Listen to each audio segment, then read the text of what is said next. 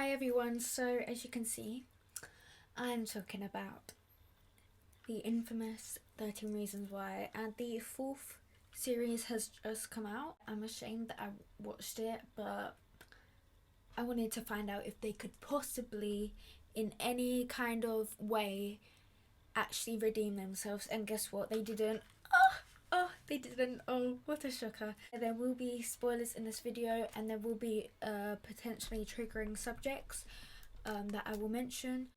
I have a bunch of notes, like a lot. The show came out on the 5th, so yesterday, and I watched the whole series in that day because I just wanted to get it over and done with, and thank the heavens above that this is the last series, because if there was one more series I would definitely die of disappointment, and it's a shocker that I haven't already. So that's that.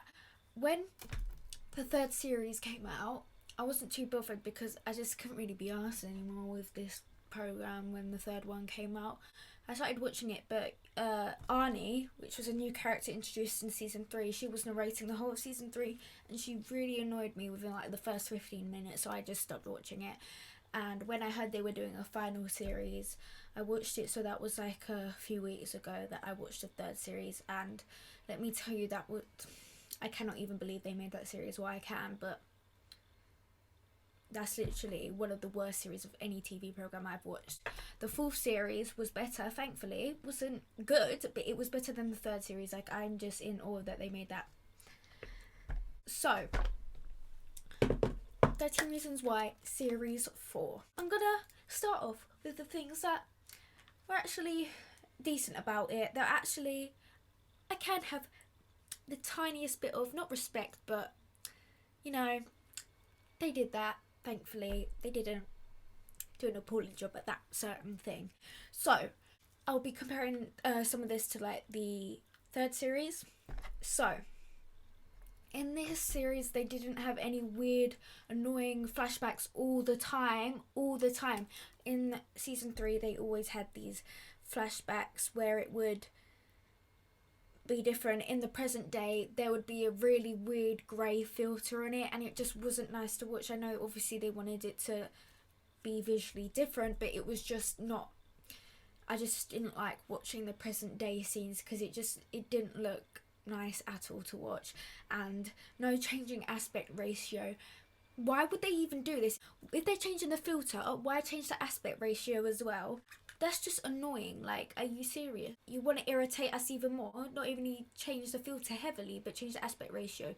So in series 3, they did that. Change the aspect ratio from the present to the flashbacks, which I will never understand.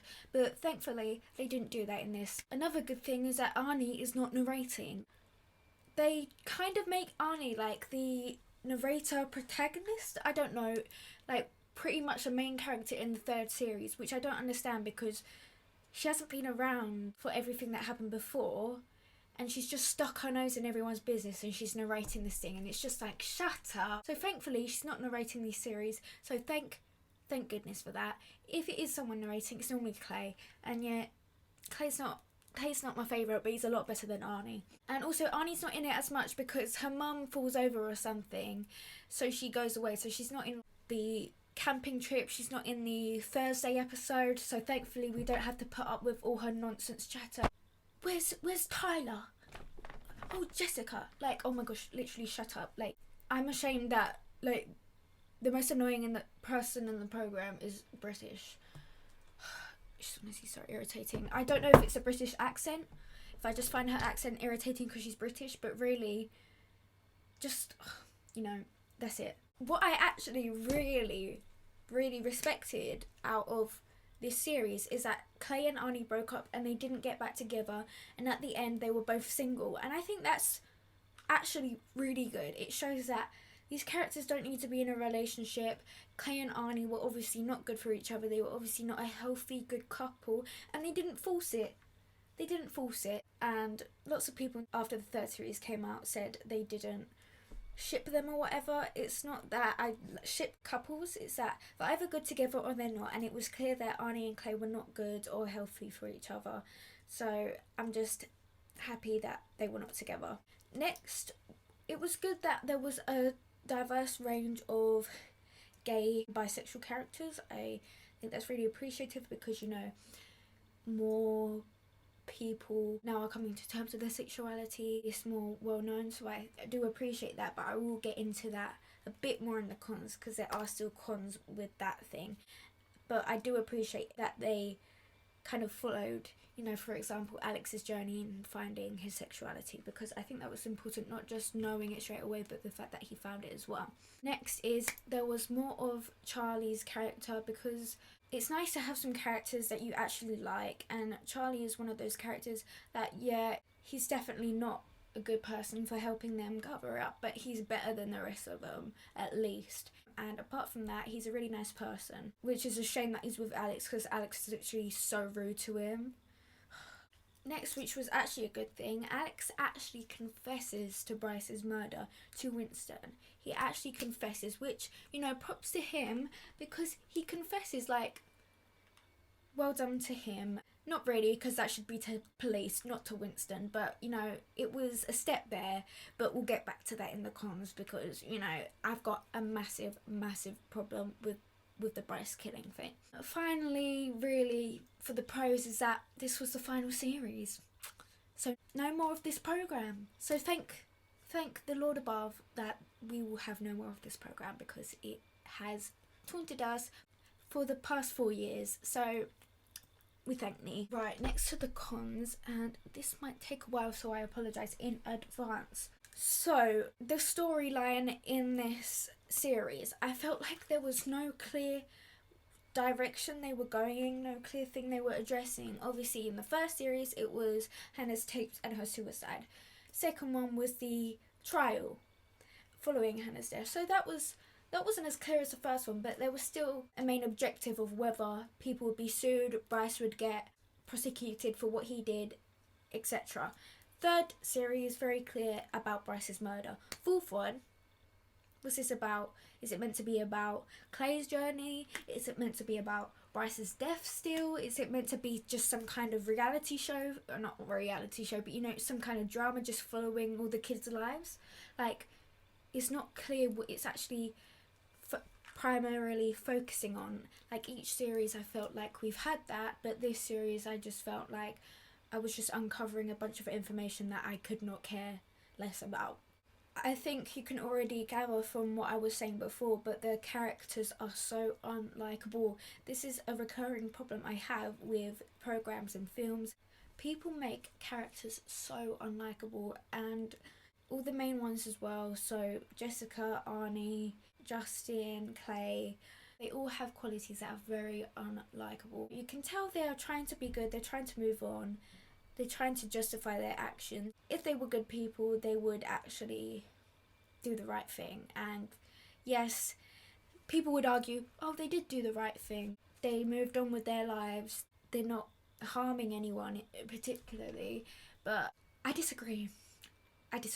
Because no one is held accountable for their actions. That's the problem. No one is held accountable for their actions. Alex isn't held accountable for his actions. Jessica isn't. None of them are, because they all covered up the murder, didn't they? That's the problem. No one is held accountable. And yes, you could say, well, they did the right thing. They're survivors. No, they're not. That is such a pathetic thing, especially for Jessica to say. She is saying they are survivors. Before, she was saying a survivor because she was raped and she got through it.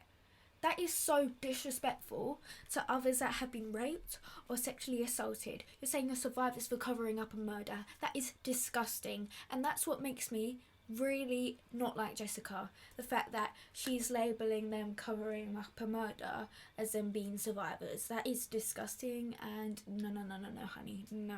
They need to be held accountable for their actions. I understand they didn't mean to cause harm. Alex didn't mean to cause harm. They should still be brought to trial. People deserve to know the truth, and I'll get to that more in a second. And I'd never understand why Zach didn't get more in trouble for literally beating up Bryce, breaking his legs and arm, whatever, when he actually confessed to that. I will not understand why they didn't elaborate on that, because he confessed to it and it was obvious from looking at Bryce's body. So that's a bit dumb, but Anyway, so linking to the people not being held accountable, this means that Monty and Bryce did not get justice. And you could argue they didn't deserve to get justice, blah, blah, blah. And yes, they were absolutely terrible, disgusting people. Maybe they deserve not to get justice, but listen. But it is so disgusting that they placed this murder of Bryce onto Monty. That is disgusting. He was locked away.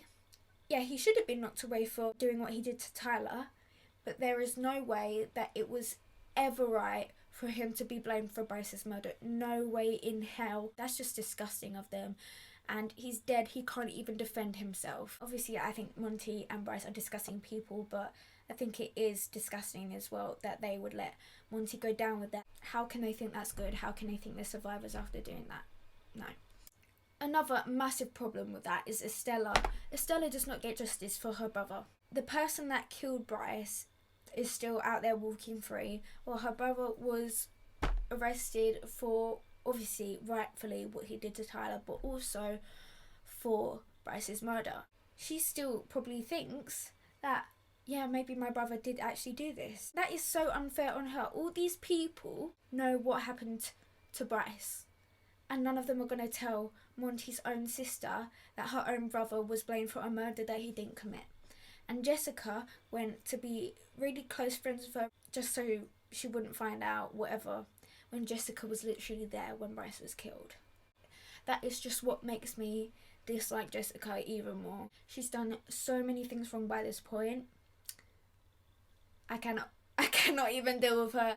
Literally, apart from the terrible stuff she's done wrong, I would look up to her. She stood up for so many good things, so many things of what she believes in, and then she's just covering up a murder, getting close to Monty's sister, and she thinks she's a good person. She thinks she's a survivor.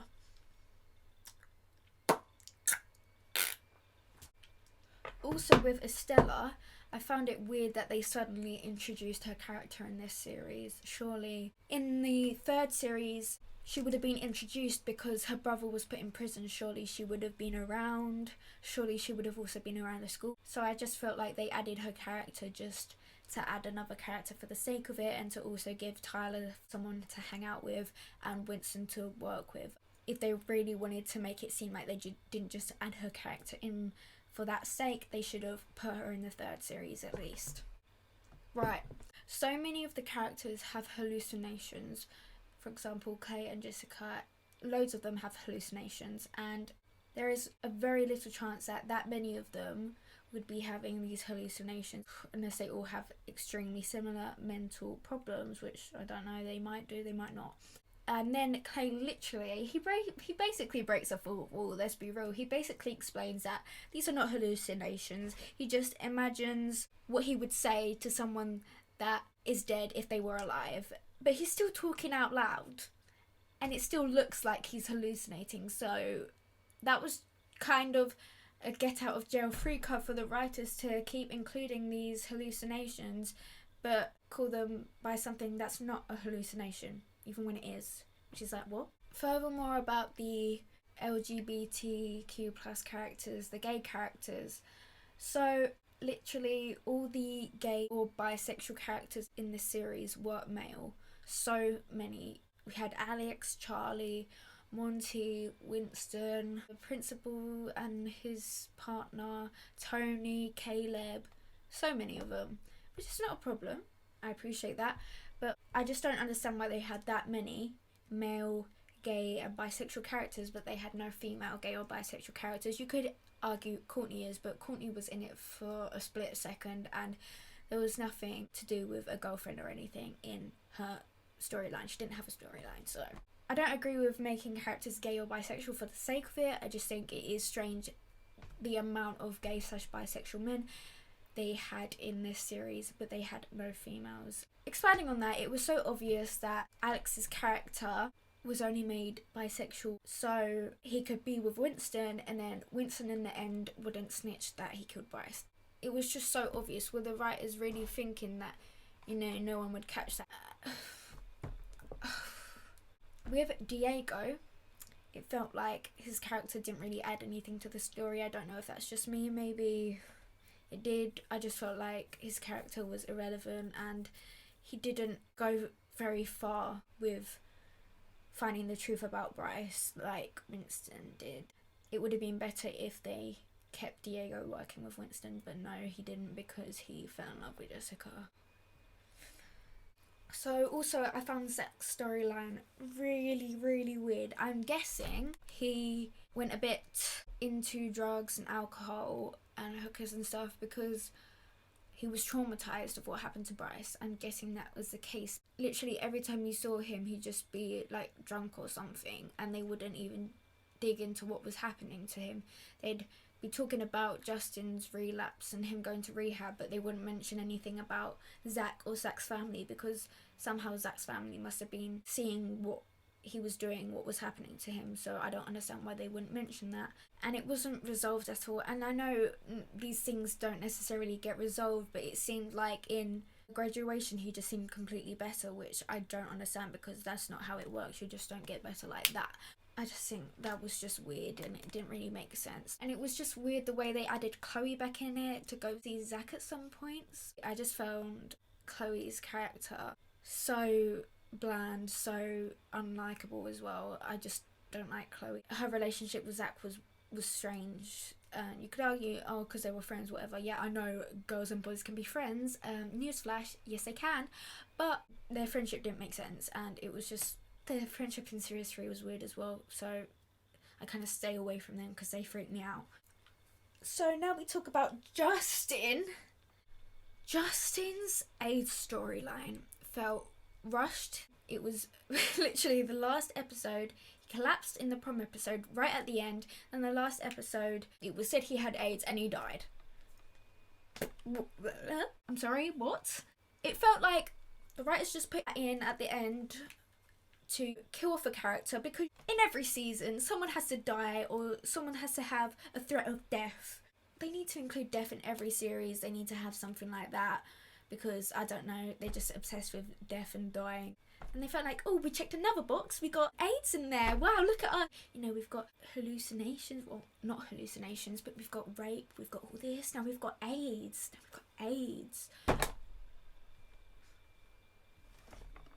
I'm sorry, what? That was just the most bizarre thing to me. They literally went through it quickly at the start of the 10th episode. I felt like they were definitely just trying to tick a box, involving as many problems as they can.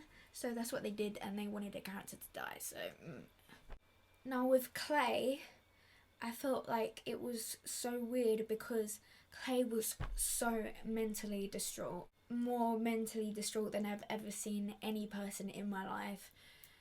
In real life and in a TV program, that is.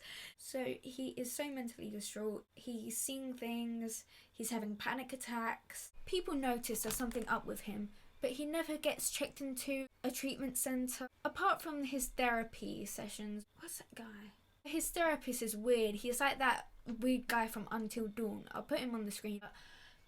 You know that guy from Until Dawn, he speaks like that, and obviously it's not creepy like him, or he's a bit creepy like him, but he does help Clay a bit. But I feel like Clay was so bad at the point that it was obvious that he did have to go in a treatment centre, or at least not be in school. And then he goes to college and suddenly his mental problems aren't there. They infer to us, and it's not like his problems would go away like that when he was that mentally distraught. And that brings me to the Thursday episode. This episode is the weirdest thing. It shows how bad Clay's mental health was, and I do not understand how he wasn't taken out and put in a treatment centre after this all happened. It was the episode where there was a lockdown drill about if a shooter came in. It gave the impression that the drill was a very bad thing, and when in reality it isn't necessarily a bad thing. It prepares kids for what would potentially happen in reality. I don't know if that's necessarily the best thing to do, and with the gunshots and everything, I don't know if that takes a toll on all these kids' mental health. I cannot speak on that. I'm not a mental health professional, but it is basically saying that the drill was bad. It is telling the audience that the drill was bad from what Clay was saying, and so I don't know the truth to that. And with the invasion of privacy, the apps they put on the kids' phones, the security measures, I don't see why they did the apps and everything. I felt that was so weird. That's an extreme invasion of privacy, and I don't understand how they couldn't have gotten into trouble for that when the school was telling the parents to put this stuff on their kids' phones. With the security cameras, I understand, in the hallways, not in the changing rooms. Like, what? Isn't that illegal? Well, it would be here. In the hallways, they were ranting about that. Obviously, if people were putting graffiti on the doors, why wouldn't they put security cameras up? Are you dumb? And the riot just felt like they were missing a bit of action, missing a bit of violence in the series, so the riot kind of made up for that. So the last episode, the graduation episode, was 1 hour and 38 minutes, and that is just, I don't care what program it is, that is way too long for any episode ever. That was just way too long for an episode, because it had the Justin stuff at the beginning, then it had the graduation. It felt like it should have been 2 episodes. If they made the Justin situation a whole episode, I would have had more respect for them properly diving into that storyline and the reality of AIDS and sexually transmitted infections and diseases, rather than just skimming over it and then going into graduation.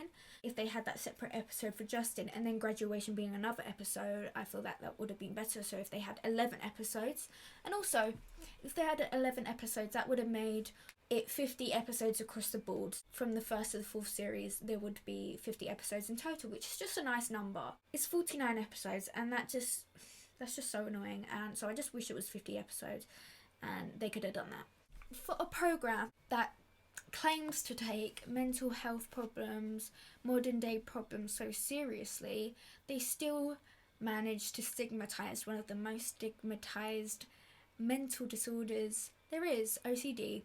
There is a joke towards one of the last episodes that Monty's sister makes, and I liked her up to this point, but Monty's sister says to Tyler, "Oh, you're a little OCD, don't you think?"